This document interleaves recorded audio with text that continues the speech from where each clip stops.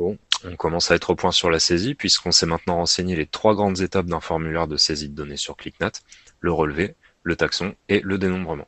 Mais pour améliorer encore plus la qualité de nos données, on peut joindre un média à une observation et c'est ce qu'on va apprendre à faire tout de suite dans cette vidéo.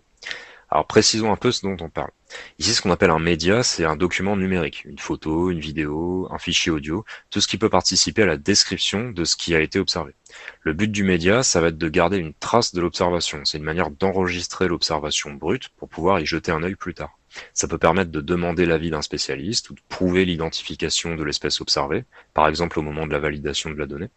Enfin, les médias ajoutés dans ClickNet, c'est aussi un moyen de documenter ce qu'on observe. Ça permet à tout le monde d'avoir accès à des images, à des sons, à des exemples de ce qu'on peut observer dans la région, et de se rendre compte de la diversité et de la beauté de la faune sauvage en Picardie. Alors pour être exact, dans le module de saisie Octax, le média est ajouté grâce au petit bouton plus qu'on voit ici et qui est placé au niveau du dénombrement. Ce qui est logique, puisqu'on a vu que le dénombrement, c'est le niveau qui décrit l'individu ou les traces de présence, bref, ce qui a été concrètement observé pendant votre sortie et qui est représenté dans le média. Si j'ai une observation à plusieurs dénombrements, on voit que j'ai bien un bouton d'ajout de média par dénombrement. Et si je leur enseigne un média à chaque fois, chaque dénombrement disposera de ces médias associés. Si j'observe 2 individus, mâle et femelle, ça me permet d'avoir un média différent pour chaque individu, par exemple. Donc, je vais ajouter une première observation avec photo, ce qui est le cas général pour l'ajout de médias. Je commence par saisir les informations de mon observation comme on l'a vu précédemment, et j'ouvre le formulaire d'ajout de médias avec le petit bouton plus au niveau du dénombrement. Donc on voit que comme dans les autres parties du formulaire, le système a déjà attribué des valeurs par défaut qui conviennent dans la plupart des cas. Moi, j'ai plus qu'à choisir un fichier sur mon ordinateur pour le joindre à l'observation. Ensuite, je clique sur la coche verte pour valider le formulaire et je vois le média apparaître au niveau de mon dénombrement. Alors attention, j'ai pas encore terminé ma saisie, il faut maintenant que j'enregistre mon taxon comme on l'a fait précédemment pour ajouter l'espèce, le dénombrement et le média associé à la liste des observations de mon relevé dans la partie droite. Alors on va regarder plus en détail ce qu'on a dans le formulaire d'ajout de médias. Pour ça, je vais ajouter un nouveau taxon à mon relevé, une chouette hulotte. Et je vais cliquer, comme tout à l'heure, sur ajouter un média dans le dénombrement, sauf que cette fois je vais cocher la case avancée qui va me donner accès à plus de champs qui étaient masqués tout à l'heure. On voit qu'il y a pas mal de champs, ils concernent principalement les métadonnées de mon média. On a son titre, c'est-à-dire le nom du média quand il sera affiché dans l'interface. En général, pas besoin de le modifier, le système en construit un automatiquement à partir de la date d'observation et du nom latin de l'espèce. En général, ça convient. On a une description du média. Pareil, par défaut, il s'agit juste de l'espèce et de la date, mais je peux la modifier si j'ai envie. Voilà.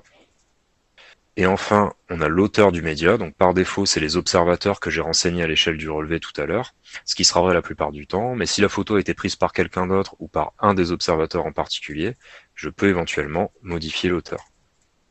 Donc je peux maintenant ajouter mon média de la même façon que je l'ai fait tout à l'heure, et valider le formulaire avec la coche verte.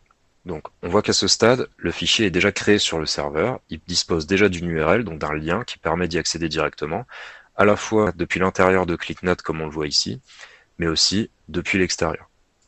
Alors pour cette observation, je vais ajouter un deuxième média sur le même dénombrement. Donc cette fois, on imagine qu'en plus de la prendre en photo, j'ai réussi à enregistrer le champ de la chouette hulotte que je viens d'observer. Donc je clique sur le bouton d'ajout de média une deuxième fois, et j'affiche les champs avancés du formulaire. Donc je vais modifier le type de média associé à mon dénombrement. On voit que par défaut, le type proposé, c'est la photo, mais j'ai aussi la possibilité d'ajouter des vidéos, des liens vers des pages web. Bon, dans mon cas, ce sera audio, puisque je vais ajouter un enregistrement au format MP3.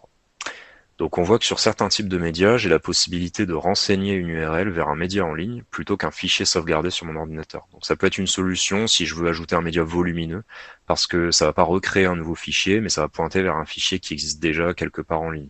Donc c'est utile par exemple pour des vidéos qui seraient hébergées sur des plateformes, comme on voit ici. Donc une fois que j'ai choisi le bon type de média, j'ajoute mon fichier local comme je l'ai fait tout à l'heure pour la photo, et je valide mon média. Alors évidemment, dans un cas comme ça, on l'a vu tout à l'heure, j'oublie pas de modifier la technique d'observation, et ensuite j'enregistre mon taxon. Donc on voit que le type de média choisi va déterminer la restitution de ce média. Si j'ouvre mon observation et que je regarde les médias que j'ai ajoutés, on voit que j'ai une visionneuse d'images pour les médias de type photo. Par contre, si j'ai sélectionné le type audio, j'ai accès à un lecteur audio intégré qui me permet d'écouter l'enregistrement directement depuis ClickNet. Voilà, une chouette hulotte en train de chanter. Bon, ça y est, j'arrive au bout de mon relevé, donc je vais pouvoir cliquer sur terminer la saisie ici en bas à droite pour sortir de l'interface de saisie et revenir vers la page d'accueil de Octax. Voilà, donc vous savez maintenant saisir une donnée dans ClickNat de A à Z. J'espère que cette série de vidéos vous aura été utile. Encore une fois, n'hésitez pas à consulter le mode d'emploi en cas de doute. Vous avez accès avec le petit lien ici en haut à droite de toutes les pages ClickNat. Et maintenant, il n'y a plus qu'à mettre en pratique. Alors, bonnes observations.